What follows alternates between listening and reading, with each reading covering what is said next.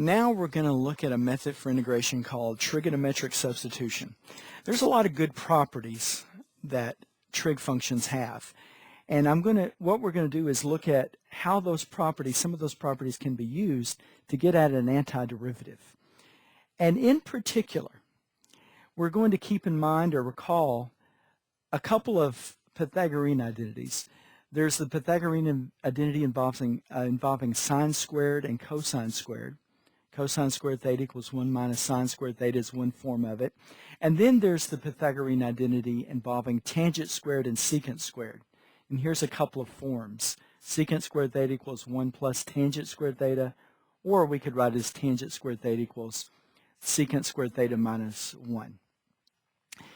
And we're going to use trigonometric substitution for maybe an integral that looks something like this.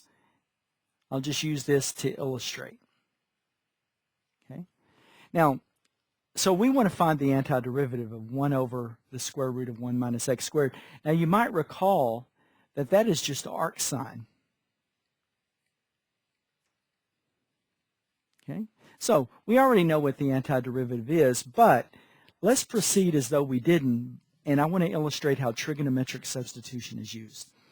Notice we've got a problem down here with the square root of 1 minus x squared. And we can't use u substitution, letting u be 1 minus x squared, because that's not going to help us. But what we can do is we can notice this. We've got 1 minus sine squared theta, and down here's 1 minus x squared.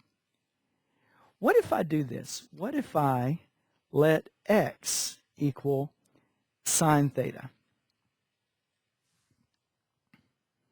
Because I would like to have 1 minus sine squared theta in here. You might say, well, why? I'll show you. Now, of course, we've got to find dx. dx is going to equal cosine theta d theta. Now, let's substitute in. Let's see what we've got here. We've got the integral dx over 1 minus x squared, and I'm going to make my substitution. And this is important. Don't forget to replace the dx. In this case, it's cosine theta d theta. And then down here, we've got 1 minus sine squared theta. Okay, so we've made our substitution. Now, here's the thing. The square root, so we've got the square root of 1 minus sine squared theta. Well, notice 1 minus sine squared theta is cosine squared theta. This is the reason we made this substitution.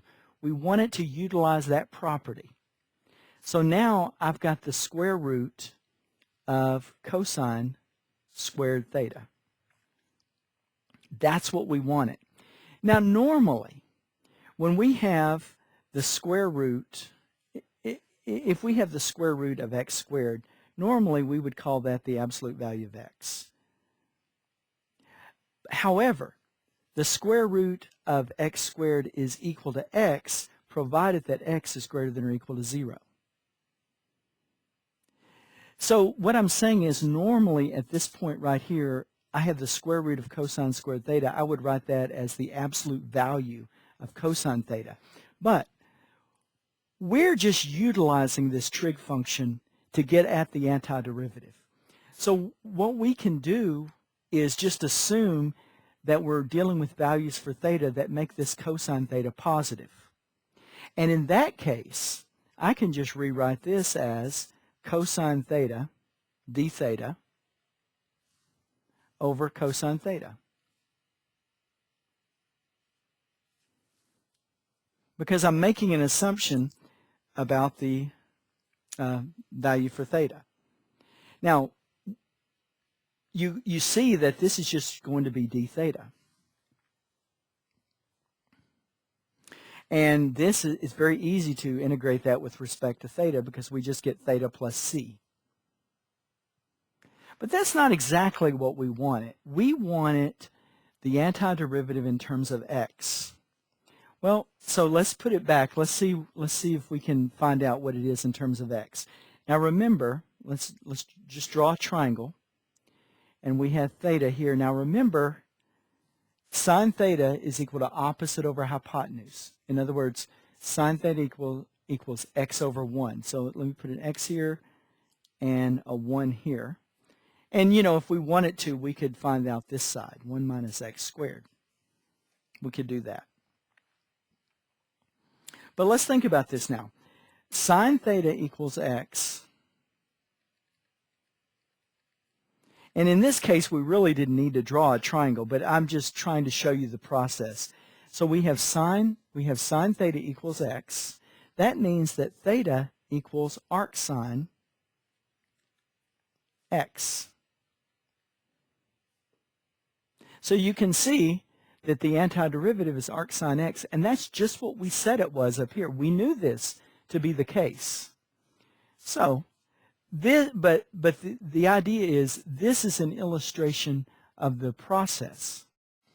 Okay, let's look at another one. Let's suppose that we've got this integral. We've got the integral of dx over x squared plus 1 to the 3/2. Now, a lot of times what clues you in on that you'll be using trigonometric substitution is when you have a square root. So if you have a square root of something like x squared plus 1, 1 minus x squared minus 1, something like that, you're thinking, I'm going to use trigonometric substitution. So here we've got this integral, and you notice this is x squared plus 1. So you come up here, and you notice, here is tangent squared plus 1. See? So I want to use that one. I'm going to let x equal tangent theta. See? So now I'll have tangent squared plus 1, which is secant squared. So that's what we're thinking about. Now we have dx is equal to secant squared theta, okay, d theta. Yeah. Now let's make our substitution here. Now remember, don't forget the dx. So here's what we have. We have secant squared theta d theta up top. And on the bottom, we have tangent squared theta plus 1 to the 3/2. Okay, so we made all of our substitutions in there. Now, remember, tangent squared theta, this is why we did this. We know that tangent squared theta plus 1 is equal to secant squared theta. So this is the property that we're using. This will help us to get rid of that radical. So now we have secant squared theta d theta. And down here, we have secant squared theta to the 3/2. Okay? Now, secant squared theta to the 3/2 is just going to be secant cubed. So here's what we have now. We have secant squared theta d theta over secant cubed theta. Now, obviously, this is just going to be d theta over secant theta. So let's see what we have now. We have d theta over secant theta. And, of course, secant, 1 over secant is cosine. So I can just write 1 over secant as cosine theta. The antiderivative of that would be sine theta. And there we have it. We found our antiderivative. But remember, we want this in terms of x's. So after we get to this point, after we have utilized the properties of the trig function, we're done with those. Now I draw a triangle, and I go back to this original substitution, that tangent theta equals opposite over adjacent. And then this up here then is 1 plus x squared. See? So I use Pythagorean theorem to get this. But notice, tangent theta is opposite over adjacent. Well, this is x over 1, so I have x over 1 right there. Now, I need to figure out what sine is. Well, sine of theta is equal to opposite over hypotenuse. So we've got our antiderivative. We've got x over the square root of 1 plus x squared plus c. And there you have it. That's a problem that's just a little more involved. Now let's look at another one. Let's suppose that we've got the integral of, well, let's say the square root of x squared minus 25 over x dx. Okay. Now we want to use trigonometric substitution here, and we look up here. Now notice we've got x squared minus 25. Now if we go back to these identities, notice that we've got something squared minus 1. It's not minus 25, but it's minus 1. But maybe we can make this one work. Okay? Because remember, what we want is we want the square root. If we use this one, we want the square root of tangent squared. So let's go down here and see what we've got. What if I let x equal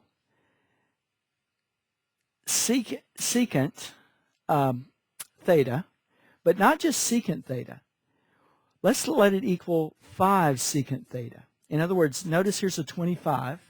So what if I, now if we had a 1 there, we would just let x equal secant theta. But we want to have the situation where we can have the square root of tangent squared. If I just put secant in here, I would have secant squared theta minus 25. That doesn't help us so much. But so you'll see how it works. Now, then we have dx is equal to 5 secant theta tan theta d theta. Okay. Now let's see what we've got here. We've got the integral of the square root.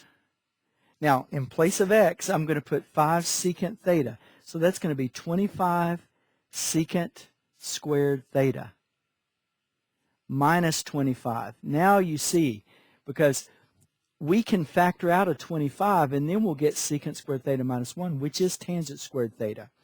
Now don't forget this part. We've got times 5 secant theta tan theta d theta. Okay, so we've got all of that all over 5 secant theta. Yeah, there's what we've got. Now notice a cool thing is these 5s divide out, these secants divide out, and let's see what we're left with here. We've got the integral of, let's see here, I've got 25. Let me factor that out and put a 5 out front. So I've got secant squared theta minus 1 times tangent. See? So what I did was I just factored out the 25, took the square root of it, and put it out front. Now, secant squared theta minus 1, let's see what that gives us. We've got 5 square root of tangent squared theta times tan theta d theta. Okay? Now, the square root of tangent squared theta is tangent theta. So look, here's what we've got. We've got, let me turn this over. Okay? Here's what we've got. We've got 5 integral of tangent squared theta d theta. So our integral has boiled down to that. That's what we've got to deal with. Now, you may be stuck right there until you realize, wait a minute, I can rewrite tangent squared as secant squared theta minus 1. And now I've got something that I can identify the antiderivative. The antiderivative of secant squared theta is tangent theta. So let's see what we've got here. We've got 5 tangent theta minus theta. Like that. Plus c. There.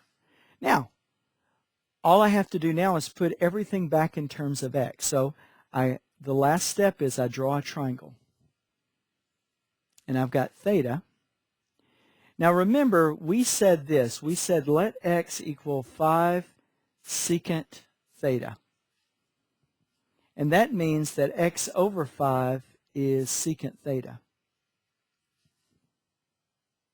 Now remember, secant is hypotenuse over adjacent. Using Pythagorean theorem, we can find this other side to be x squared minus 5 squared.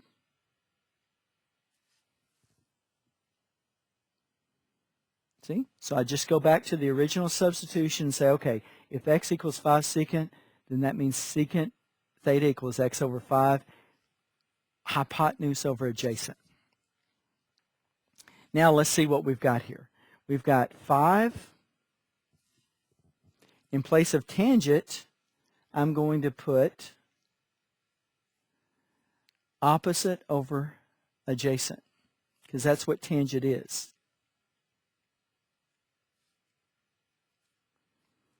Okay, and in place of theta, I'm going to put arc secant